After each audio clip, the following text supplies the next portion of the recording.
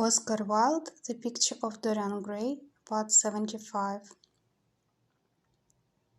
Painted panels and its tarnished gilt modelings in which he had so often hidden himself as a boy. There the satinwood bookcase filled with his dog-eared schoolbooks. On the wall behind it was hanging the same ragged Flemish tapestry where a faded king and queen were playing chess in a garden, while a company of hawkers rode by, carrying hooded birds on their gauntlet wrists. How well he remembered it all! Every moment of his lonely childhood came back to him as he looked round.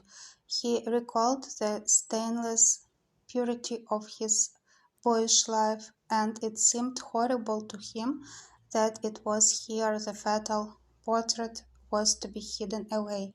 How little he had thought, in those dead days, of all that was in store for him.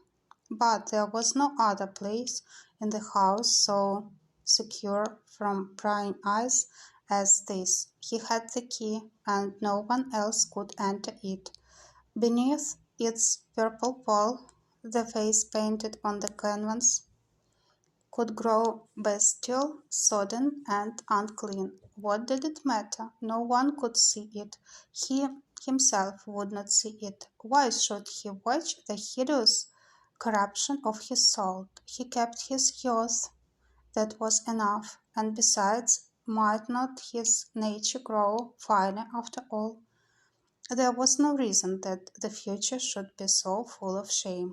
Some love might come across his life and purity him and shield him from those sins that seemed to be already stirring in spirit and in flesh. Those curious, unpictured sins whose very mystery lent them their subtlety and their charm. Perhaps some day the cruel look would have passed away from the scarlet, sensitive mouth, and he might show to the world Basil Hallward's masterpiece. No, that was impossible. Hour by hour and week by week, the thing upon the canvas was growing old. It might escape the hideousness of sin, but the hideousness of age was in store for it. The cheeks would become hollow or flaccid. Yellow crow's feet would creep round the fading eyes and make them horrible. The hair would lose its brightness. The mouth would gape or droop, would be foolish or gross, as the mouths of old men are. There would be the wrinkled throat, the cold blue winged hands, the twisted body that he remembered in the grandfather who had been so stern to him in his boyhood. The picture had to be concealed. There was to help for it. "Bring it in, Mr. Hubbard, please," he said wearily, turning round. "I'm sorry I kept you so long. I was thinking of something else." "Always glad to have a rest, Mr. Gray," answered the frame-maker, who was still gasping for breath.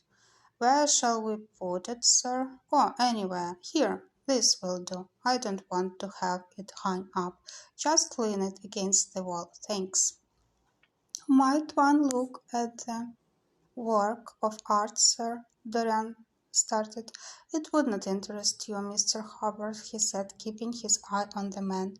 He felt ready to leap upon him and fling him to the ground if he dared to lift the gorgeous hanging that concealed the secret of his life. "I shan't trouble you any more now.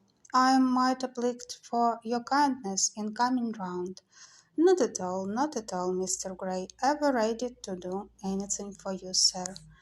And Mr. Hubbard tramped downstairs, followed by the assistant, who glanced back at Dorian with a look of shy wonder in his rough,